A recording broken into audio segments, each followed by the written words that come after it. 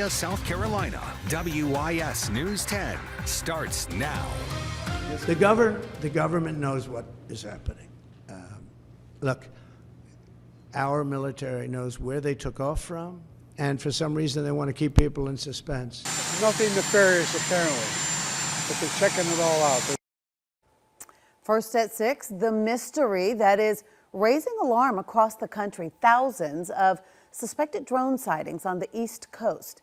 U.S. leaders and federal authorities now scrambling to tamp down false alarms and a multitude of conspiracy theories online. As the drone hysteria soars across the nation, it's also causing a stir here in the Midlands. We took this question to our viewers today, asking, do the recent reported drone sightings concern you at all?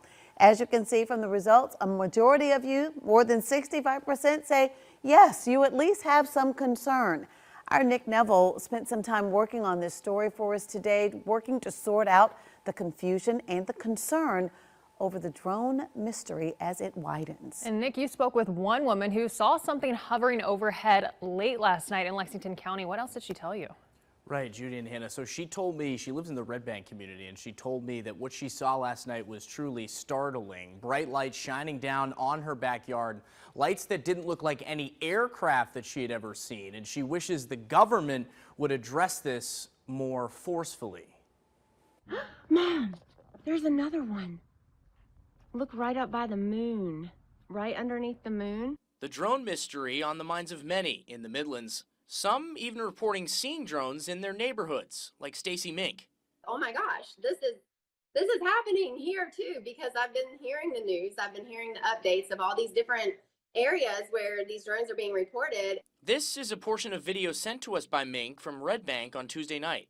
She believes the lack of a clear understanding from government officials about what's in the skies is cause for concern. This is a problem that should be getting addressed more diligently and effectively by our government, and not just our federal government, but local government should be addressing this. Others aren't so worried. There are bigger and more important things to worry about in the world, other than drones that are flying around that I have no control over, that I can't dictate anything. One local drone expert tells me it should be easy to determine who's flying these mystery drones if they're following all laws and regulations. Most have what's called a remote ID, or the equivalent of a digital license plate. The average drone pilot you find out there are using drones for good, and we know that despite these sightings and stuff, majority of the drones that you will see, you don't have anything to worry about. Mink, though, left with more questions than answers. It's very scary to go outside and see something hovering above your home or above your neighborhood that you have no idea what it is. Taz Little, who you just heard from in that story, he's the co-founder of AI Nautics. It's a local company that specializes in drones. He says that he hopes these reports don't cause legitimate drone operations to be called into question. The governor's office here in South Carolina tells me that they have not received any information from authorities concerning recent drone activity here. Live in the studio, Nick Neville, WIS News 10.